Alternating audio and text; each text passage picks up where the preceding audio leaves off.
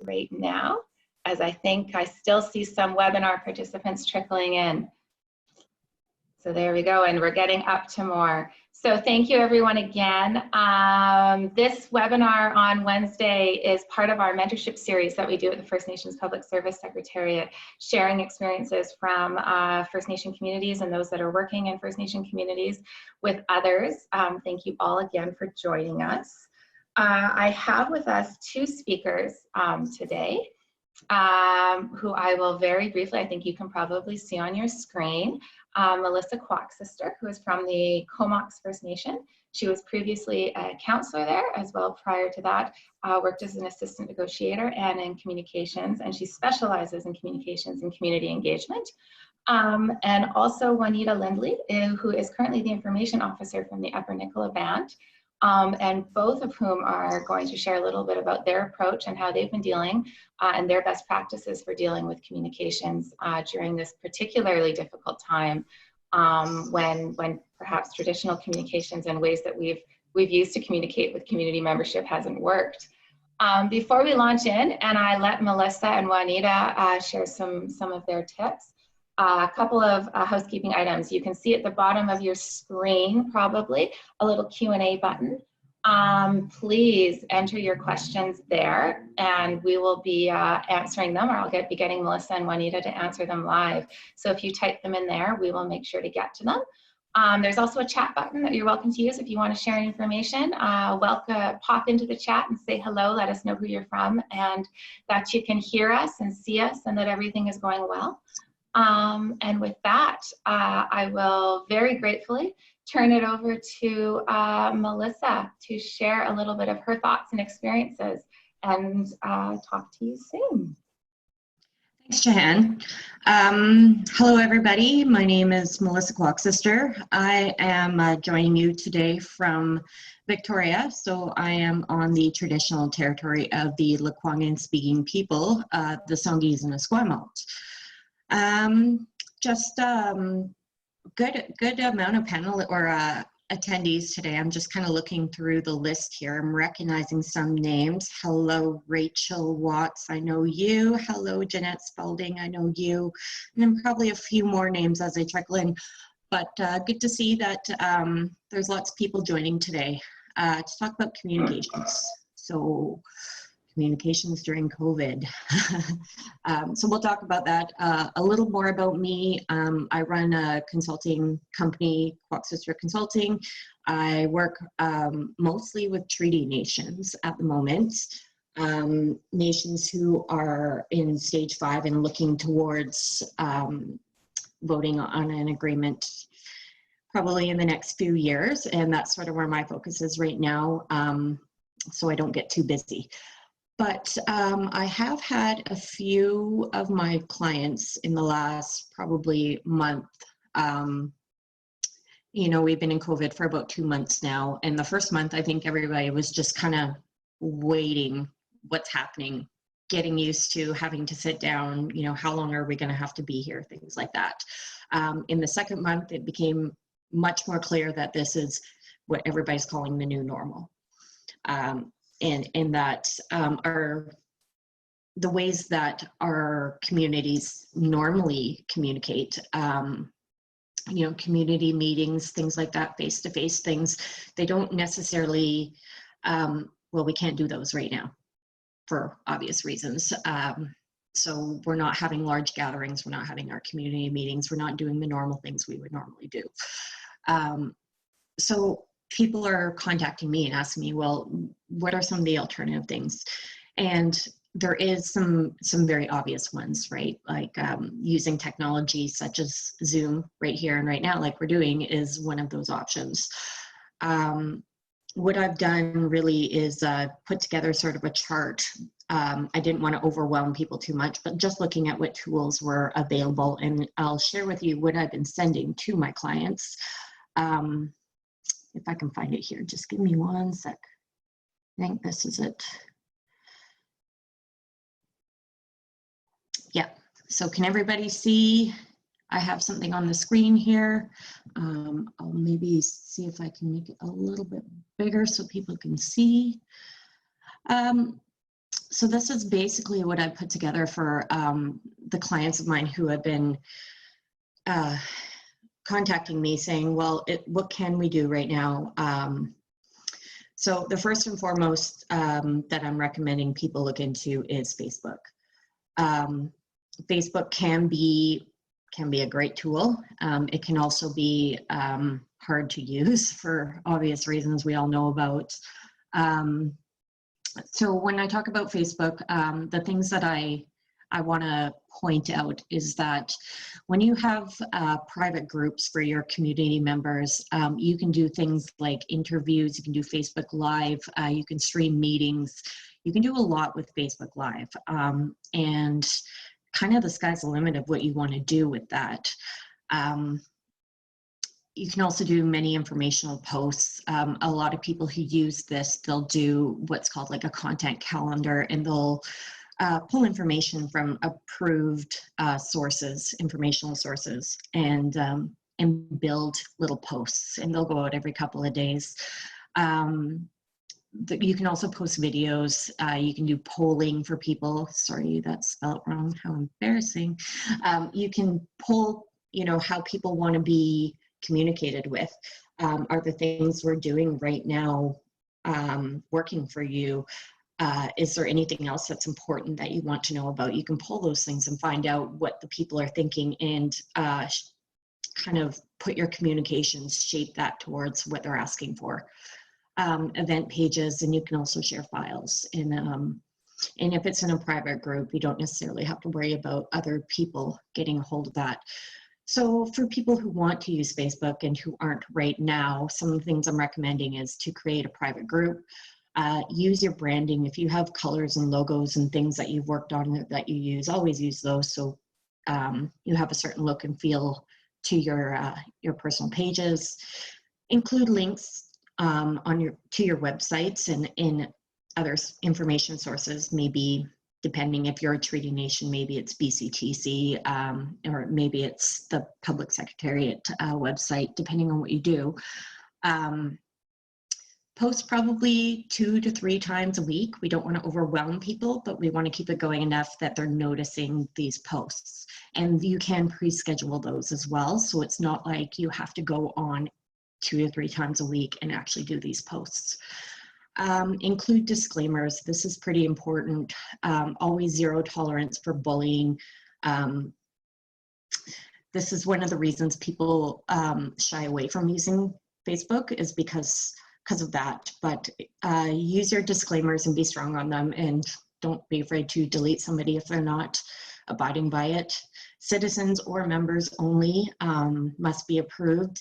Most nations use it that way so that we can share somewhat confidential information or information we only want members to see. And you can also utilize it for finding, again, my specialty is working with treaty nations and finding potential eligible citizens or members and updating your databases, getting hold of people through Facebook. I'll tell you, my nation just did a mail out for gift cards about a month ago because of COVID, and they use a lot of these Facebook groups and other groups to try and track down people.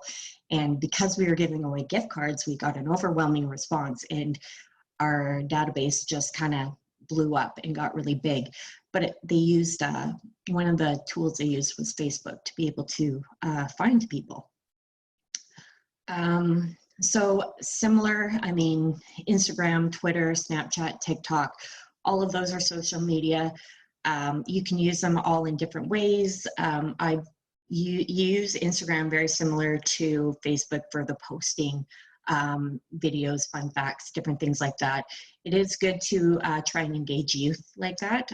From what I've heard, Facebook is sort of for everybody, and youth don't always participate on Facebook because it's kind of, my grandma's on it. And so Twitter, people who live in the cities, people who live in Vancouver or big urban centers, I find they use Twitter a lot. They love it. They love to just go on there, get their quick little tweets and their links. Snapchat is something that I know there is some nations who actually hold or have group Snapchats, so they can just do a quick video snap and send it out to any members who happen to join that group. Also good for engaging youth. TikTok is another social media.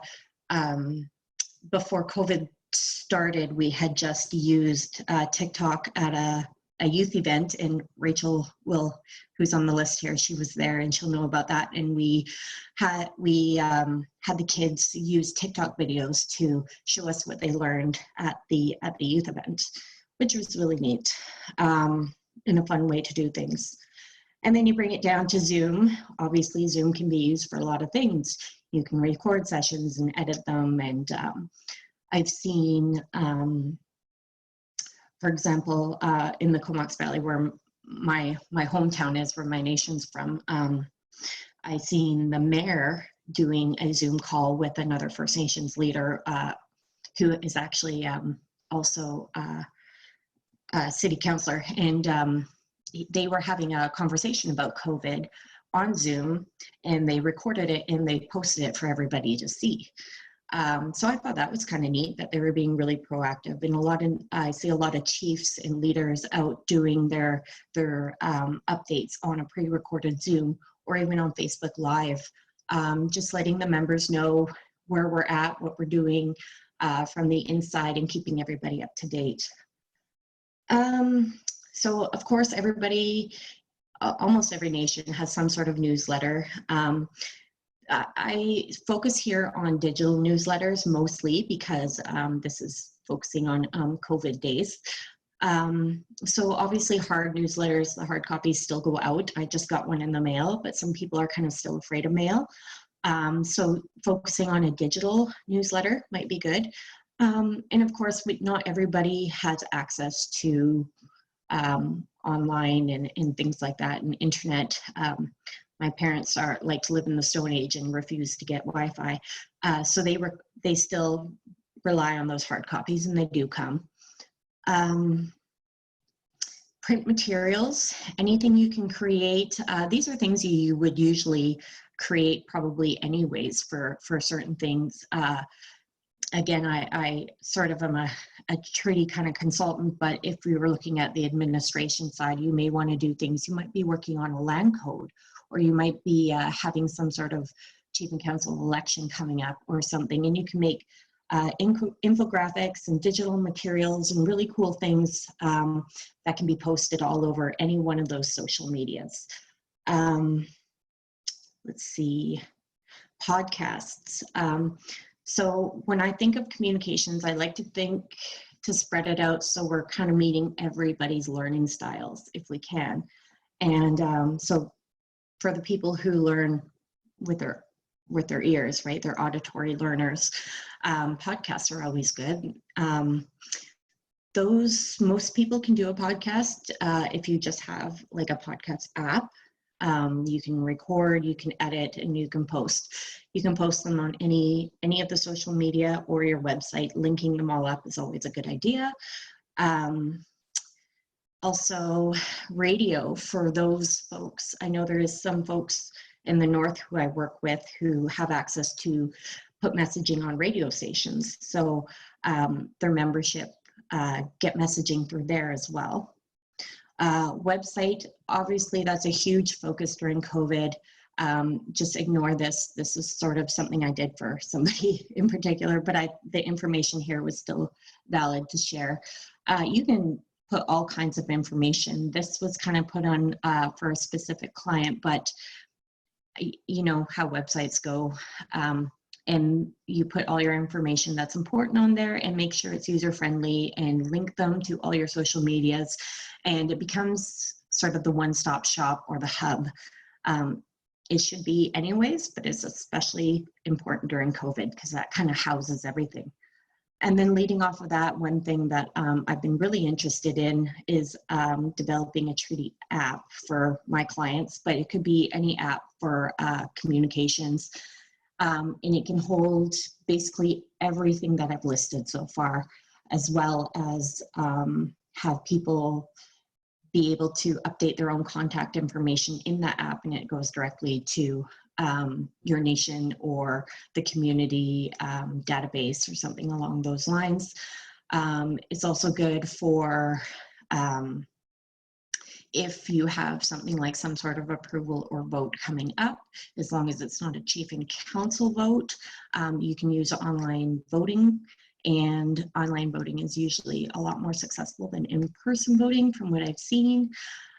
So there's a lot of things you can do with the Treaty app as well, and it's something that I'm really encouraging a lot of people to look into, that kind of a development, because when I think about communications, a lot of times I have to remove myself from the position I'm in and think, well, I'm still a member, and how do I like to be communicated with? And to me, everything's on my everything's right here. So with my smartphone, if I have an app that I can access all of this stuff from, I will be communicated with every day, and I will communicate back because it's easy for me. So that's sort of, I didn't mean to rush, but I know we have only a certain amount of time and I could talk forever if you gave me the chance. So I'm going to stop sharing and take some questions if there is any, and I'll turn it back to Jahan. Thank you. Thanks, Melissa. We do have a few questions, and I can see them coming in, so please keep them going. But before we turn them over to questions, I'm going to turn it over to Juanita to provide a little bit of her experience too. But keep typing in the questions, and then we'll get both Melissa and Juanita to answer them right after that. So let me just bring Juanita back up on here. Juanita, are you there? I am. Great. Can you see me? Yes, please. Thank you so much for being here today. White upis naxil, isquis castinit, isama squis Juanita Lindley, Ikentel Spachman, in Kómoks. I come from the Merit Upper Nicola Band. We come from the Syilx Okanagan people. And I've been working with my community since COVID had started. Primarily, I run my own consulting company called Keeping It Real Addiction Services. I do a lot of consulting with different communities around the province in regards to program building, curriculum design, these types of things. So I guess in a way, this kind of communicating with community as well. So when COVID hit and I started to do this job here within our community, we have a small community, and in our community we have 260 on reserve and 630 off reserve. And within our community, it was really difficult to, because I would consider us to be a small but yet close community, it was very difficult at the beginning to kind of, I think there was a lot of fear happening when COVID hit. And so it was really hard to remain calm and to kind of get our community together and get a working plan in order. And so as this started to happen, you know, like Melissa's talking about with using a lot of social media engagement, and that's kind of where we started out as well. But because we have to also consider within our community that there's a lot of people that don't meet the demographic of being able to access these types of things, you know, as good as they are, we still have a lot of, you know, barriers in terms of how to communicate. So, we put out a weekly newsletter. And so with kind of updates, weekly updates for those that are, that don't have access to Wi-Fi and whatnot. And then we also started to have, you know, the door-to-door, so people going into messaging to meet that way, keeping physical distance, of course. But during that time, we had to get creative in ways that we could communicate. And we do also use a lot of the Facebook and the different social media platforms, but I would say the one that we get the most use on is our our Facebook. And that is, we're constantly engaging, and not just from the one, we have a few different people that are on. So some of the things that we've started in terms of our Facebook was, we were pumping out information daily, but kind of what we needed to really look at within just this last week is that as we're transitioning from even the seasons, because now we're considering it's harvesting season, it's camping season, and the ban is starting to lift a little bit. So people are getting anxious, and people are feeling they've had an information overload. So they really were kind of looking at that and saying, okay, well, how do we still unify our messaging, and what is it that we want to say, and how are we going to say it in the way that is most effective to all our people. And so we've kind of had to get creative around some of these ways where we kind of, you know, give some information and then also have different initiatives happening. In our time, we had the last 2 months of responding to COVID. We have had a few different initiatives. We had a talent show, a Facebook talent show. So those that posted videos also would receive a gift card. And that was a way of engaging with our members. And also we had, on Mother's Day, we had a Mother's Day storytelling, you know, and you could win a pair of moccasins.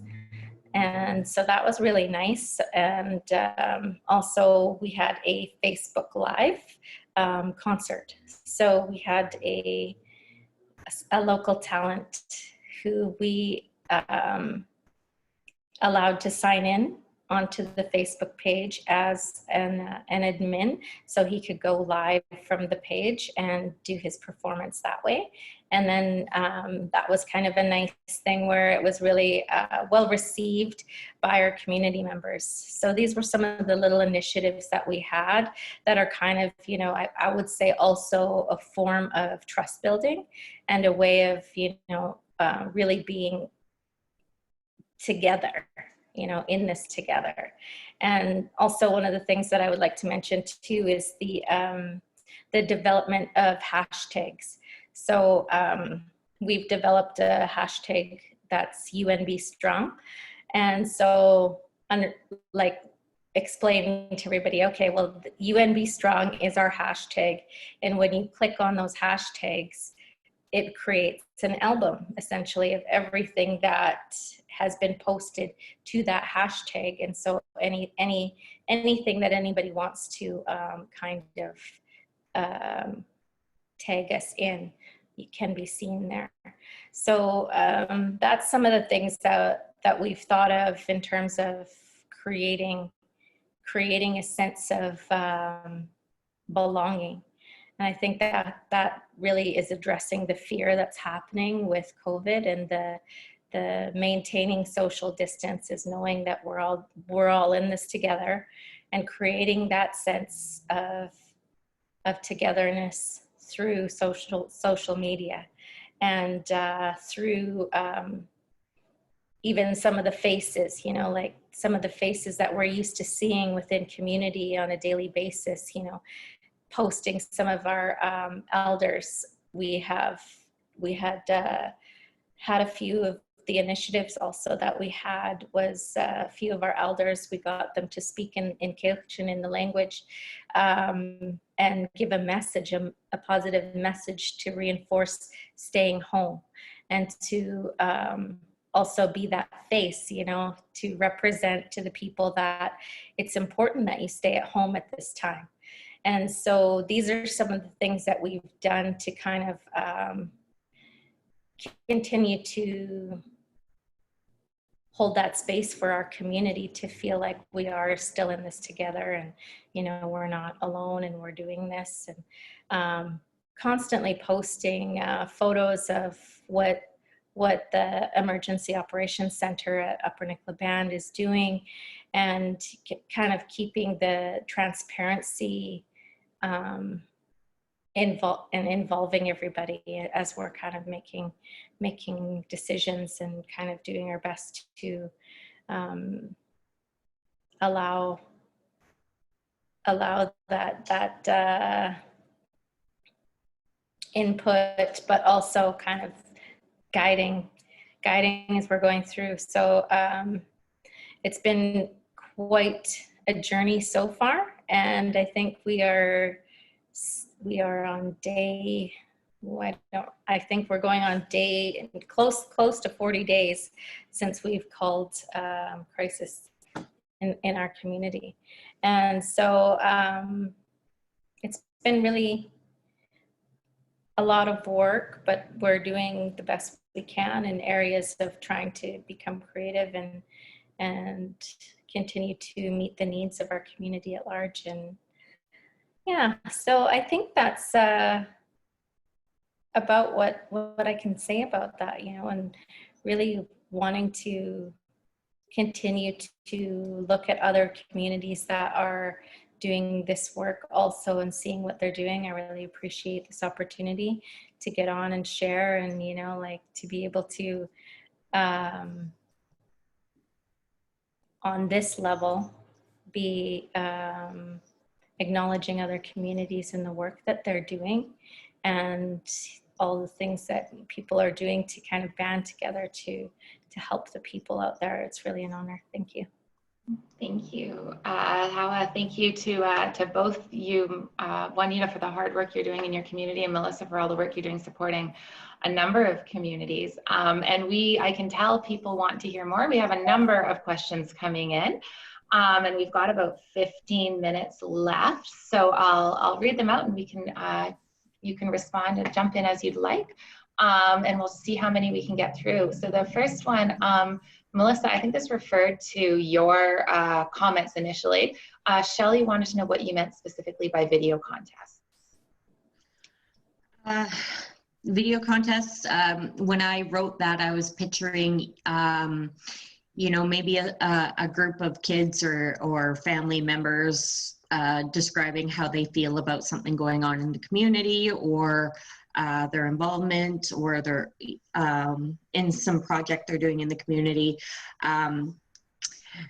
and have sort of a fun little vote where people can do a poll of who had the best video or something like that, or who gave the best messages. At the end of the day, it's fun to acknowledge somebody, but, you know, everybody's winners when you do fun things like that because everybody's involved, right? Thank you. And Juanita, I think you had mentioned a couple of that type of contest that you had done already in Upper Nicola. Yeah. Is that's okay? Yeah. Yeah. Okay.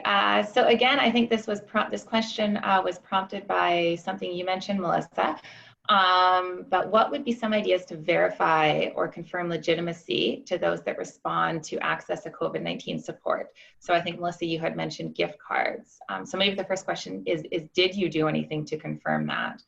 And if so, how did you manage that? So myself, as an individual, there's nothing I really did. It was kind of something that my nation had done. And they had sent out a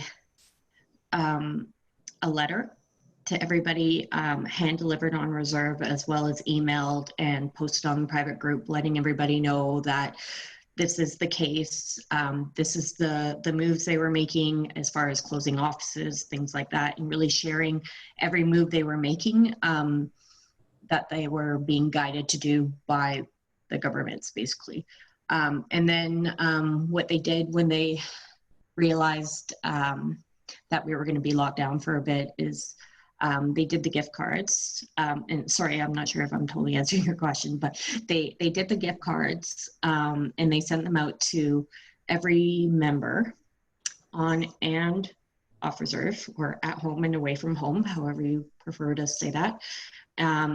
As well as it wasn't just for, like, I got one for me and for my husband, and then my daughter got one because she's got her own place too. And then what they did was they had a number of and this isn't really communications, but they had to communicate to get this information out, right? So they had to track people down to let them know that these were available to them.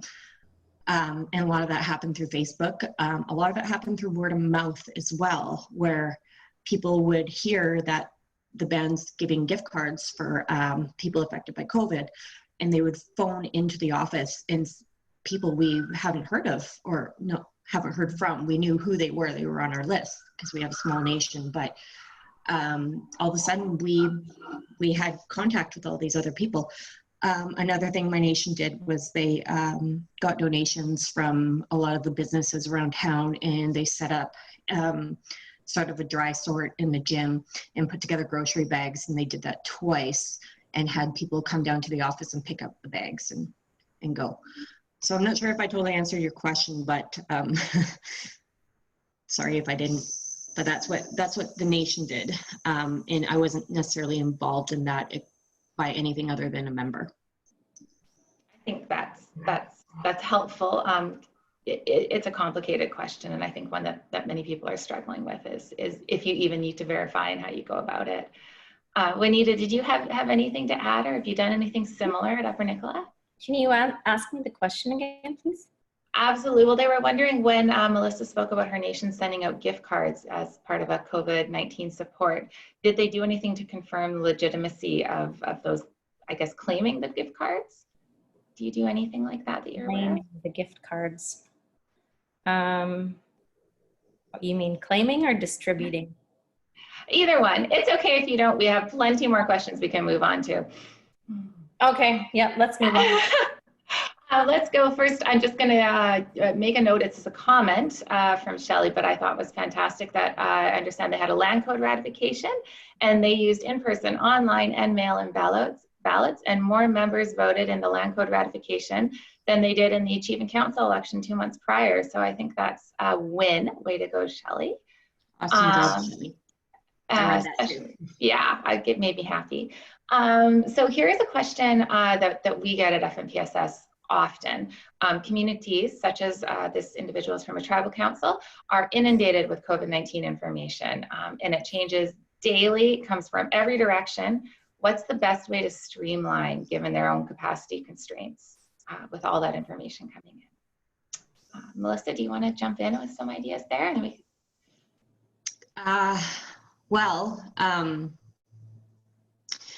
again, this is not something that I personally provide to folks because I'm a consultant, and a lot of this comes from the administration of nations. And I think the best way to probably streamline that would be through the communications department and pare down to the essential information and try and weed out anything that might be contradicting of information, if that makes sense. I know and again, I'll refer back to my nation because as a member, I am getting COVID information from my nation, and it's coming from, they're actually only sharing the information that comes from the BC government, like the health part of BC government. Sorry, my tongue tied right now. Bleh. Anyways, so they're not sharing things like, off of CTV or Global or anything. Anything they share has to come from basically the BC Health Authority or the FNHA. And those are the only two sources of information that they'll share with the membership. And that way they aren't really, they can be overloaded, but they try not to post too much or send out too much information.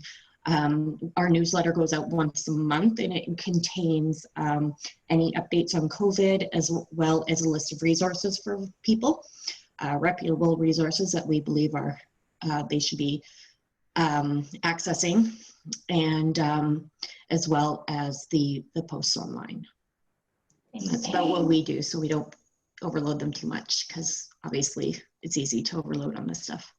Juanita, can I ask what you've done at Upper Nicola to try to manage that influx of? I would say my answer is similar.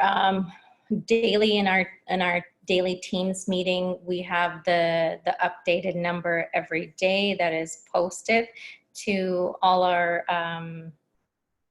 in-house team meeting, and that information of stats goes out once a week in our newsletter, and as well as kind of once a week on our social media. And where we're getting our information from is always validated in every post that we do, and we kind of attach the links, and like Melissa's saying, and that only comes from the two sources that we're using, which is BC Disease Control Center, as well as FNHA. So those are our two main sources as well of valid information. Thank you. I'm gonna put in a little plug for FNPSS here. Well, I have the opportunity only because we had heard this, got this question from First Nations and community leadership and administration about trying to get information, not necessarily about health information, which absolutely has to be reputable, and FNHA and Center for Disease Control, those are your main sources. So I'm glad to hear that. But on some of the funding information, the supports, that there was just so much information and new supports released daily, and who can apply for what and how do you apply for what. So we worked with some of our colleagues in the federal and provincial government, and we've created a couple of what we call at a glance sheets that we're updating weekly on our website, that are directed to something that a band administrator can send out to their individual members who are wanting to support, say their off-reserve members who need to find supports. Is there rent subsidy? How do I get the CERB? All of those different pieces. What do I need a tax return for? We have one for post-secondary students and related to housing. So we've been trying to help support, but please, we always want ideas and feedback from anyone about ways we can do to help support some of that overload of communication during COVID. And go ahead, sorry, Juanita. I was going to say, I feel the same thing, right? Currently what I'm trying to put together and work on is a little video, informational video of asking my community, are you eligible, or, have you lost your job due to COVID, this and that, and then attach the links and say, okay, this one, because, and again, I think it's one of the things when we look at our communities, it's really relatability. If people are used to seeing your face and they're used to engaging with you, or they know you, they're more likely to have engage with your information or be able to ask you for help, right? So those are some of the things that I'm kind of looking at, but there's so many avenues for trying to find these, that you get lost in it. We're running short on time, so I'm going to try to whip through some of these questions. I'll do two together. One individual asked, what online programs or resources do you recommend using for app development? And maybe I can do a 2-for-1, because in the chat, someone asked how long that you recommend a podcast should be. So what would you use to develop an app? And when you're looking at a podcast, how long, or any of those types of informational videos or sessions, how long do you think they should be? Juanita, why don't we start with you? Currently, I'm looking at using Anchor. It's a free app. It's really easy to use. Generally, when I listen to a podcast, I haven't done one yet, but I'm working towards building my own capacity to doing that. And something that I believe that most podcasts are anywhere from, could be 20 minutes to an hour. And so kind of depending on your laid out topic, that would probably be the best. Melissa, do you have anything to add? Yeah, as far as online programs, I'd probably agree with what Juanita was saying, who I'm actually working with, not Smut, on looking at different platforms for an app. And also where my office is here at the Songhees Wellness Center on the 3rd floor, there's a company called Anamiki, and they are First Nations owned and operated, and they do app development too. So that would be something I would outsource myself to an app developer or something like that. Although there is absolutely ones online you can take advantage of. For the specific purpose of what I'm doing, I'm looking to work with an app developer. For the podcast, again, I concur with Juanita. 20 minutes to an hour is usually what podcasts run about. All the ones I've listened to probably land about 40 to 42 minutes. Now, having said that, depending on what your topic is, the topics that I specialize in, obviously, are not the most exciting. I would cut it off at 20 minutes. Everything I talk about that has to do with treaty or anything is 20 minutes because you lose people after that. And that's why we try to keep these to 45 minutes, and we're almost there. Here's a question that I think everyone is always struggling with, funding sources. So are there funding sources available for communications, not just during COVID-19, but all the time? This individual understands there's First Nation funding from ISK, but it doesn't include communications, and I'm not sure which program specifically they're speaking of. And 3/4 of their memberships often live out of the community, so communications, especially with off reserve, is an important budget requirement. How have you two found ways to deal with funding for communications? We need to go ahead. That's difficult for me. I know that this position is funded through, I'm not really sure where the funding source does come from, but I think that would be something that could be looked more into, about how other EOCs, like other emergency operations centers throughout the province, are currently running their EOC and where they get the funding for their information officer. And kind of, I think other funding sources are just pulling money in together and utilizing resources that way. I don't know if that's an answer or not, but Funding's always a struggle. Melissa, do you have any tips? First and foremost, I would have to say, if you have own source revenue to put towards it, do it. It's never a bad thing. Your members will always appreciate being communicated with. Second of all, on a band funding level, there is no communications funding. You have to carve that out yourself wherever you can. In the field that I work in treaty, they have now cut communications and community engagement funding out of the TRM options unless you are applying for that communications money specifically for a ratification or a vote of some type. So if you are in the treaty process, you rely on the BCTC funding. I've recently had a few rants, if I can, with the funders on all levels on with the changes that have happened recently. I don't understand why everybody understands how important communications is and how detrimental it is for any nation not to communicate with their people, but yet they take away the funding resources or cut them back in some way. And I really don't understand that. And I've shared that with funders that I know. So hopefully they get the message that, most people, even as a counselor, I harped on that for almost 8 years, that communications money needs to be front and center. It's not cheap. For those of you who have funded communications, especially in the area that I'm in treaty, it costs just as much as your lawyers and negotiators. You have to reach everybody, not just a select few.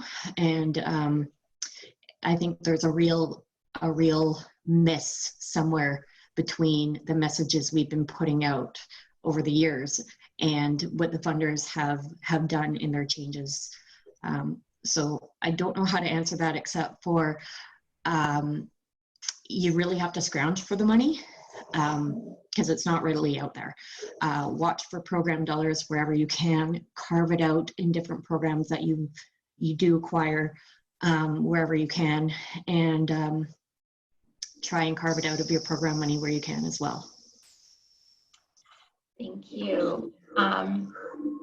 I thank you so much, everybody. I am going to close for today because we have taken up already a couple more minutes of Melissa and Juanita's time from their already very busy jobs. Again, I want to thank everyone for participating. I know there are some questions we didn't get to.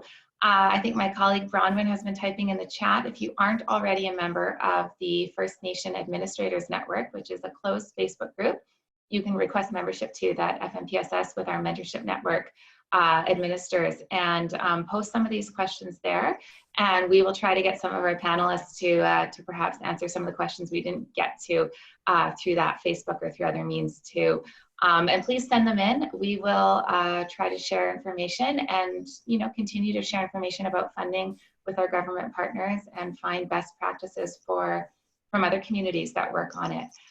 There's also a very short survey when you end out of this webinar that you'll be asked to do, just giving us information about how we did and what we can do better next time. Thank you so much. And of course, for those of you who have watched these every Wednesday, Selena Dorn-May on my team, who is the #1 pro at facilitating these webinars, will be back soon. You will not have to put up with Jahan, the second stringer. But thank you so much. I have thoroughly enjoyed this. I have a communications background and had a real soft spot for this topic. So thank you, Hawa, to Juanita and Melissa and all of you who tuned in. Have a wonderful rest of your day. Thank you so very much. Thank you. All right.